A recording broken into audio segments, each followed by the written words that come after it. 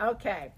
Welcome, everybody. Happy New Year, and welcome to Architects of Change Live. This is a conversation with a change maker. Every week we try to bring you change makers, people who are moving humanity forward in all areas of human endeavor. And today we are talking with my friend, Kathy Freston, who is indeed an architect of change, who is trying to change the way we eat by educating us about what's good for us and what's good for our planet. And she's got a new book out. Look at this, let me move that. It's called Clean Protein, the revolution that will reshape your body, boost your energy, and save our planet. What great ideals. The idea that we can reshape our bodies, boost our energy, and save our planet. You're connecting it all together. And it's all connected. How is it all connected? How is clean protein going to save our planet and help us? Well, just a little bit about me. I'm always someone who's worried about being healthy and fit and slim and having good skin. But I'm also someone who lives in California, who's aware of climate change, who's aware of, the droughts and how we just had all these fires. Right. So, and I'm also aware of my insurance going up. My insurance just skyrocketed. So these are all very personal concerns, and they're also, big concerns about what's happening on the planet. And the thing that connects all of these things that are happening in the world is food. What kind of food we eat, because the food we choose to eat is what affects, obviously, our health, but it also affects the environment. How does the raising of our food affect our land and our water and our air? So you're really trying to educate all of us, really, as consumers, that what we eat affects us cognitively, because we talk a lot about that here, physically, socially, environmentally. Yes, exactly. So tell me, what is clean protein exactly? So we're obsessed with protein. We are a nation obsessed with protein, right? We get, as Americans, probably twice as much as we really need. On average, we need about 50 grams a day.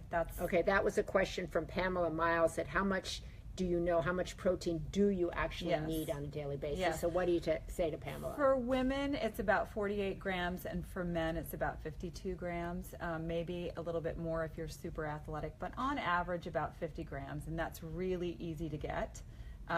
Just eating. But it's easy to get clean? Yeah, here's the thing that mean? makes protein clean, okay? Protein is essential for strong muscles, for healthy hair and skin and nails. It's essential for every single function in our body. It's the building block of life. We need protein. It's essential. But what comes along with that protein is also really important to consider. And that means if protein also comes along with saturated fat, cholesterol, drug residues, hormones, antibiotics, all those things, not so clean, right? So I'm looking for protein that gives me that life-giving energy without all that stuff. So what is that? It's mostly plant-based proteins like lentils and black beans and chickpeas and nuts and nut butters and whole grains, things like that. There's protein in everything. There's protein in broccoli and kale. There's even protein in potatoes. But you're not talking about hamburgers, steak, chicken. I am talking about all those things, but I'm talking about plant-based versions of them. So here's the great news, because I know we were talking and you love a good burger, love good pizza. I'm busted Maria. I know. I admit it. I admit it. I'm trying, because Kathy has been out at the forefront of this issue. I once said I can't be vegan. You said just be vegan-ish, but I struggle because I miss a burger. Yeah, I miss a burger too. I'm a Southern gal. I grew up on chicken fried steak and barbecued ribs, and I don't want to not have a burger. I don't want to have, a sandwich without bacon. I don't want to have life without wings. But here's the good news. We have created in this country, the entrepreneurs in this country have created the most unbelievable plant-based burgers now. Plant-based chicken wings, plant-based crab cakes, almost anything you can think of, there's a plant-based version of it. So you're going to get the tradition that you crave, that I crave, that I do not want to leave behind. The community I grew up on enjoyed barbecues and pizza night and taco night, all that stuff. I want to keep doing that, but upgrade it a little bit so that it's a plant-based version of it. So you're not getting all the cholesterol and saturated fat. And here's the most important thing that nobody really talks about and thinks about is clean protein also has tons of fiber in it. And fiber is what cleans out your body, right? So it keeps you feeling full, it keeps your stomach feeling, flat. It disperses the glucose, the blood sugar throughout your body very slowly and evenly so that you feel steady, that your blood sugar is good and even.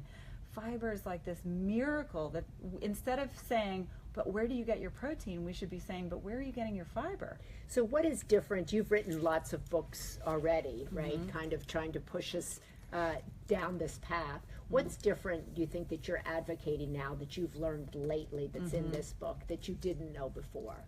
Well, first of all, there's 3 kinds of protein. And so, I'm not a purist where it's like, oh, it's got to be rice and beans and lettuce. It doesn't have to be that.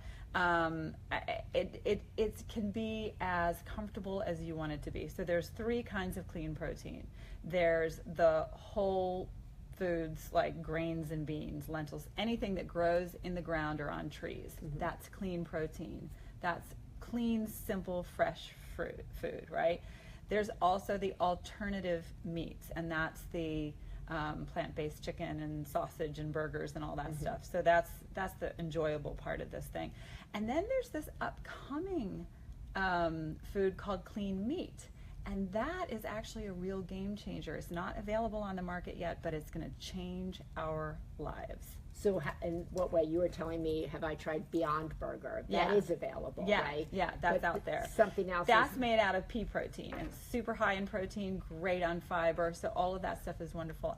But this is what's really interesting, is they are these entrepreneurs are quickly producing something called clean meat, and that is cells, real animal cells that are grown in like a brewery. Like it's like a brewery, like beer. How is that good? Well, it is so clean. There's no drug residues, there's no hormones, no antibiotics, no environmental footprint. It's super clean. Exactly what you're eating from an animal, but without the slaughter. And so if you don't have the slaughter, you don't have all those, antibiotics that keep the consumer safe or attempt to keep the consumer safe. So what should somebody do? Millions of, let's say, women out there working full-time, guys out there working full-time, they don't have time to cook, they come rushing home and they're like, okay, well, clean protein, cool, but how do I actually make that work, and how do I do that on a budget? Yeah. Oh, you're going to save money on this stuff. This is the great news. Like oatmeal in the morning with walnuts and soy milk or hemp milk. But you're not talking like processed oatmeal. No, it's fresh. Like Quaker oatmeal or steel So that's a good way to get your Yeah. family going, easy. Sometimes Super you can even put it in the inexpensive. refrigerator Overnight. the night before. Okay, what else? And I do that like maybe 3 times a week, and I eat the leftovers for the next second and third day. Then you a big black-eyed pea stew or some hummus and crackers, easy to take to work. Shepherd's pie with lentils instead of beef. Tacos with black beans instead of chicken. All the stuff that you may be used to making, but just sort of moving away from the meat and toward the plant-based alternative. So we had a question also from Kimberly Thompson. She said, what proteins are good fat burners and what are the bad ones to stay away from? Okay. Well, the bad ones to stay away from are saturated fat. So that's the stuff in animal fat, cheese, the stuff that makes it. I know, but there's plant-based cheeses now. Okay, plant-based. Yes. Okay, cheeses. I have to tell that to my daughters. I love wine and cheese at the end of the day, and I have it. I do not miss anything, but I just have a plant-based version of cheese. Okay. So it doesn't have the saturated fat. So that's the bad stuff, is stuff found in animal fat, cheese, dairy, stuff like that. The fat burners are nuts. Nuts are these amazing. But they're so high in calories. Yeah, but the studies have shown that people who eat nuts regularly actually lose more weight and keep weight off than people who don't eat nuts. And they're not quite sure what it is. Is it the fiber that just fills you up and therefore displaces what you might have eaten otherwise? Or is it something that the actual burning of the calories deep in the mitochondria in the cell, the little, the energy tenders in our cells, are they working harder to process this stuff? They're not quite sure, but people who eat nuts and nut butters actually tend to do better with weight. So Ellen DiFrancesco, I think it is, she said that Kathy Freston changed her life after becoming a vegetarian. She became a vegetarian. You probably changed her life with one of your previous books. I love this. Do you think you're going to change a lot of lives with this book? Well, I hope so. That's our dream. Bruce, my co-writers, and my dream is that we flip the menus. So we're not saying let's do everything 100%, but instead of 95% of the menu being steak, chicken, pork chops, fish, and then maybe a little bit of plant-based something, a little bit of vegetables, a little bit of beans, a little bit of lentils, flip it so that the menus are 95% really rich and hearty, clean protein dishes with like a little bit of meat on the side. Maybe a little bit of meat, if you want to occasionally have, a craving. It would seem to me that when you first started talking about being vegan years ago, that it's much easier today to actually adopt the eating ideas that you are talking about. It's so much easier now. And by the way, I'm not even thinking that one should be vegan. So this book is not a black or white thing. So when you say plant-based, you're not talking vegan. It's like I changed the way that I ate gradually over time. I set my intention and I leaned into it, and I did it very gradually, and I did it in a way that was comfortable for me because I wanted it to be sustainable. I think when you make a change overnight, like a New Year's resolution, and you're going to say, I am, going to never do this again in my life, or I'm going to, work out every day. I think that's unsustainable for me. My way for myself has always been to lean into it and to sort of get my feet wet and experiment and find favorites and make it enjoyable. And that way it sticks. That way I'm doing it in a way that works for me as an individual. And I think everybody should find their way too. That's why we provide meal plans and shopping lists and she has a whole section in here. Should I like a book cover? Oh, the book cover, if you wanted to see the book cover again. Beautiful there. That's Kathy Freston. It's called Clean Protein. And she lists recipes in here. She talks about how to feed your family, how to go shopping for your family, because I think there's so much confusion out there, isn't there, about what to eat, what not to eat. Should you do all protein? Should you do all plant-based? Should you be vegan? Should you, like some diets you lose weight if you eat only protein. And you can eat like tons of protein. This works for someone who's paleo, but it's just instead of going for the meat, you're going for the clean protein. So you're still, eating a lot of greens if that's what you want to do, but you're focusing on a cleaner protein rather than an animal-based protein. And you're really trying to educate us also that I think, which wasn't out when I was growing up or anything, about that what we eat directly affects the air we breathe. It does. And the climate change we're seeing all around you. She was talking about the fires out here in California, but the cold to our friends on the East Coast, snow there, no snow in ski places, fires here, tornadoes, everything's hurricanes. just so dramatic. Everything's amped up right now. And do you think that's directly tied to how we're living? Of course. I do. And what most people don't know is that what we eat affects the climate more than all the transportation put in the world. Isn't that crazy? Now. Repeat that. So the livestock industry, so the raising and slaughtering of animals for food, for protein basically, puts more global warming gases into the air than all of the transportation put together in the entire world. So all the cars, all the planes, everything is far outweighed by the livestock industry. So I love how, the advice is to drive a hybrid or turn off the lights, and that's all very good advice, but it's only a limited, thing, what we can do.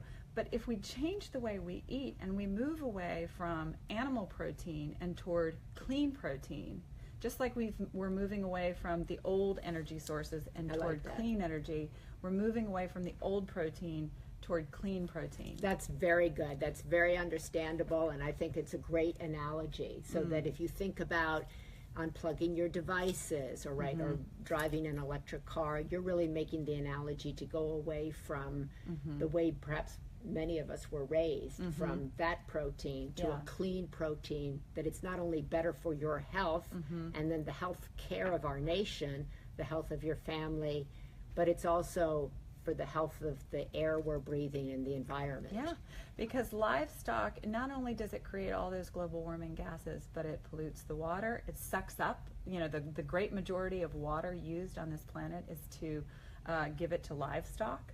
The grains that we grow, the things that we grow, is mostly fed to livestock. So those calories that are cycled through livestock could be better going directly to humans. It would solve global hunger, because that would be enough calories, enough food to feed people who are starving all over the world.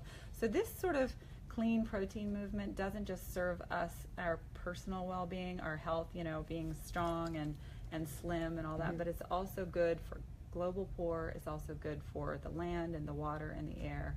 It's kind of the most powerful thing we can do as an individual to counter all these things. I love that. I love that thinking. She's got great breakfast recipes, dinner recipes, how to cook it, how to shop for it, how to think about it. And that is really the definition of an architect of change. It's someone who's trying to move us all, and as humanity, move us all forward, and to think about all of our individual decisions and how they affect our common humanity, our common good. So New Year's is a great time to think about how you can live differently, eat differently, feel differently. And Clean Protein is the book. It just came out. It's by Kathy Freston, who's tried and true out there. And Bruce Friedrich. And Bruce Friedrich, that's true. He's not here, but we miss you, Bruce, wherever you are. And we want to thank all the people who've tuned in. And I hope you'll support her. We're going to have this excerpt in the Sunday paper this Sunday. So thank you all so much for joining us, and thank you, Kathy Freston, Maria. for being the architect of change you are, moving us forward. Mwah. See ya.